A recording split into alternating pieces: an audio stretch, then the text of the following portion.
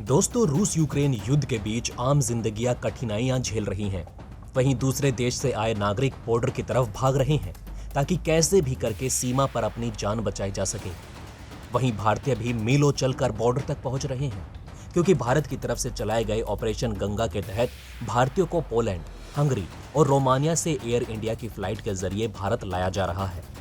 इन सभी बातों के बीच एक खबर बहुत तेजी से फैल रही है, जिसमें रेसिज्म, रंग भेद जैसी चीजों का सामना भारतीय स्टूडेंट्स को करना पड़ रहा था। इसी के साथ बॉर्डर पर इनके साथ बदसलूकी के भी वीडियोज आ रहे थे, जिसमें यूक्रेन की पुलिस उन पर अत्याचार करती नजर आ रही थी। पर जैसे ही इसकी खबर भारत सरकार को हुई, भारत सरकार ने अपने नागरिकों के लिए 3 बहुत ही मजबूत कदम उठाए, जिससे यूक्रेन में फंसे नागरिकों को किसी भी भेदभाव का सामना न करना पड़े। इसके साथ ही रूस ने यूक्रेन में फंसे भारतीयों पर एक बड़ा दावा किया है, जिसके बाद भारत के प्रधानमंत्री और रूस के राष्ट्रपति के बीच फोन पर काफी लंबी बातचीत हुई। तो चलिए दोस्तों, इन दोनों खबरों को विस्तार से आपको बताते हैं। दोस्तों, रूस और यूक्रेन के बीच लड़ाई बढ़ती जा रही है। इसमें बमबारी और मिसाइली हमले रोज बरोज तेज होते जा रहे हैं। वहीं बॉर्डर पर तनातनी के चलते भारत ने एक बड़ा कदम उठाया, भारतीयों को बॉर्डर तक लाने का। दरअसल दोस्तों, पोलैंड में बने भारतीय एम्बेसी द्वारा एडवाइजरी जारी की गई, जिसके मुताबिक यूक्रेन से भारतीयों को पोलैंड बॉर्डर तक लाने के लिए 28 फरवरी से 10 बसों का इंतजाम किया गया है। इन बसों के जरिए यूक्रेन में फंसे भारतीयों को पोलैंड बॉर्डर तक लाया जाएगा, जिसके बाद वहां से विमानों के जरिए इन्हें भारत लाया जाएगा। भारत से एयर इंडिया की फ्लाइट लगातार भारतीयों के रेस्क्यू अभियान में लगी है। इन बसों को यूक्रेन के सेहनी बॉर्डर पर लगाया गया है। एम्बेसी ने एडवाइजरी में कहा कि आज से सहनी बॉर्डर पर 10 बसें चलाई जाएंगी, जिनसे भारतीय लोगों को यूक्रेन से निकालकर पोलैंड ले जाया जाएगा। 10 बसों के चलने से सहनी बॉर्डर पर भीड़ कम करने में भी मदद मिलेगी। वहीं पैदल बॉर्डर पर पहुंचने और कड़ाके की ठंड से भी बचने में राहत मिलेगी। दूसरा कदम है कि पोलैंड में बनी भारतीय एम्बेसी के जरिए भारतीयों को हर जरूरी सहायता मुहैया कराई जाए।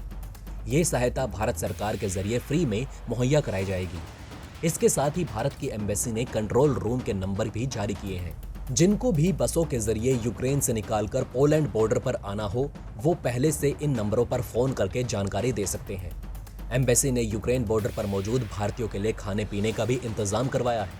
एडवाइजरी में कहा गया है कि जिस किसी को यूक्रेन से निकालकर देश पहुंचना है, वो सरकार द्वारा दी जा रही सुविधाओं का बिना किसी हिचकिचाहट से लाभ उठा सकते हैं। सरकार भारतीयों की सुरक्षा के लिए हर वक्त मौजूद है। तीसरा बड़ा कदम यह है कि भारत ने गंगा अभियान को सुचारू रूप से चलने के लिए अपने 4 सीनियर मंत्रियों को यूक्रेन के पड़ोसी देशों में भेज दिया है। ये मंत्री भारतीय नागरिकों को निकालने में मदद करेंगे। जिन मंत्रियों को भेजा गया है, उनमें हरदीप पुरी, ज्योतिरादित्य सिंधिया, किरेन रिजिजू और जनरल वीके सिंह का नाम शामिल है। भारत की तरफ से यूक्रेन में फंसे भारतीयों को पोलैंड, रोमानिया में सुरक्षित पहुंचाने के लिए भारतीय अधिकारियों की टीम तैनात है। सरकार ने टीम के अधिकारियों के नंबर जारी किए हैं। वहीं फॉरेन सेक्रेटरी हर्ष श्रृंगला ने कहा कि ट्रेन के रास्ते का इस्तेमाल करके हंगरी और स्लोवाकिया की सीमा के पास उझो रोड के आसपास के पास फंसे लोगों को निकालने का जरिया तलाशा जा रहा है। इन्हें रेल रूट के जरिए बुडापेस्ट तक लाया जाएगा। इस काम को आसान बनाने के लिए विदेश मंत्री एस जयशंकर ने हर्ष श्रृंगला से कहा कि भारत ने यूक्रेन से अपने लगभग 2000 नागरिकों को निकाल लिया है और उनमें से 1000 को हंगरी और रोमानिया के चार्टर्ड उड़ानों से घर वापस लाया गया है। लेकिन अब भी यूक्रेन में कई भारतीय फंसे हैं। कुछ तो अपने होटल्स में बने बंकर से ही नहीं निकल पा रहे हैं, क्योंकि वहां पर बमबारी हो रही है। ऐसे ही कुछ भारतीयों ने बताया कि वो 5 दिन से बंकर के अंदर फंसे हैं। रात में तापमान -5 डिग्री सेल्सियस तक चला जाता है। कड़ाके की ठंड में चिंता के बीच पल पल भारी गुजर रहे हैं। हॉस्टल की कैंटीन से बंकर में 2 टाइम खाना तो मिल जाता है, लेकिन घर की याद ऐसे सता रही है कि अब भूख भी खत्म होने लगी है। राहत की उम्मीद भी कहीं नजर नहीं आ रही है। दोस्तों, आपको बता दें कि यूक्रेन में अभी भी हजारों भारतीय छात्र फंसे हैं। रूस द्वारा यूक्रेन पर हमले के बाद से भारत सरकार लगातार वहां से भारतीयों को निकालने के लिए रेस्क्यू अभियान चला रही है। हालांकि रूस की बमबारी के कारण कई रास्ते बंद हो गए। जो छात्र यूक्रेन से बाहर निकलने के लिए बॉर्डर पर मौजूद हैं, उन्हें अलग अलग देशों की सीमाओं में लेकर जाया जा रहा है, जहां से एयर इंडिया की फ्लाइट उन्हें भारत लेकर आ रही है। अब बढ़ते हैं दोस्तों दूसरी खबर की ओर, जो सीधा रूस के राष्ट्रपति पुतिन ने दी है। रूस के राष्ट्रपति व्लादिमीर पुतिन ने 2 मार्च को दावा किया कि खार्किव में एक ट्रेन स्टेशन पर बड़ी तादाद में भारतीय छात्रों को बंधक यानी कि कैदी बनाकर रखा गया है। ये खबर आने से पहले भारत ने कहा था कि खार्किव से भारतीयों को निकालने की कोशिशों में अड़चनें आ रही हैं, क्योंकि 2 मार्च यानी बुधवार को कुछ ठहराव के बाद शहर में फिर से लड़ाई शुरू हो गई। एक रिपोर्ट के मुताबिक राष्ट्रपति पुतिन ने रूस की सुरक्षा परिषद में कहा कि वो विदेशी नागरिकों को बंधक बना रहे हैं, जिनमें यूक्रेन के कॉलेज जाने वाले हजारों छात्र शामिल हैं। खार्किव में एक ट्रेन स्टेशन पर एक दिन से ज्यादा समय तक 3189 भारतीय नागरिकों को कैदी बनाया गया। वो अब भी वहां हैं। इनमें सुमी में फंसे 576 लोग भी शामिल हैं। दूसरी ओर नियो नाजिया ने यूक्रेन छोड़कर जाने की कोशिश कर रहे नागरिकों पर फायरिंग कर दी, जिसमें 2 चीनी नागरिक घायल हो गए। ये राष्ट्रपति पुतिन का दावा है। अब यहां रूस ने भारत की बहुत बड़ी मदद की।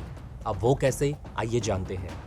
दरअसल दोस्तों 2 मार्च को ही राष्ट्रपति पुतिन की भारत के प्रधानमंत्री नरेंद्र मोदी के साथ फोन पर बातचीत हुई थी, जिसमें दोनों नेताओं ने खार्किव की स्थिति पर चर्चा की। आप सभी जानते हैं कि यूक्रेन और रूस के बीच पहले दौर की बातचीत किसी नतीजे पर ना पहुंचने के कारण रूस ने खार्किव पर हमले तेज कर दिए। ऐसे में भारत ने अपने नागरिकों को जल्द से जल्द खार्किव छोड़ने की सलाह दी थी और 3 सुरक्षित जगहों पर पहुंचने के लिए कहा था। हैरानी की बात है कि ये जगहें रूस ने भारत को बताई थी। दोस्तों खार्किव में बड़ी तादाद में भारतीय, चीनी और अफ्रीकी स्टूडेंट्स रहते हैं। ऐसे में वहां लड़ाई तेज होने से उन्हें लेकर चिंताएं पैदा हो चुकी हैं। हालांकि दूसरे दौर की वार्ता में दोनों देशों ने विदेशी नागरिकों को सुरक्षित बाहर निकालने के लिए मानवीय कॉरिडोर बनाने पर भी हामी भरी। तो दोस्तों कैसे लगी आपको ये वीडियो, हमें कमेंट करके जरूर बताएं। साथ ही साथ भारत सरकार के द्वारा दी जा रही सहायता और अभियान पर आपकी क्या राय है, ये भी हमें कमेंट में बताना ना भूलें। वहीं अगर ये वीडियो आपको अच्छा लगा तो इसे लाइक और थम्स अप देना ना भूलिएगा। और अगर आपने अभी तक हमारे चैनल को सब्सक्राइब नहीं किया है तो जाते जाते चैनल को सब्सक्राइब जरूर करें। खुश रहें, ध्यान रखें। जय हिंद।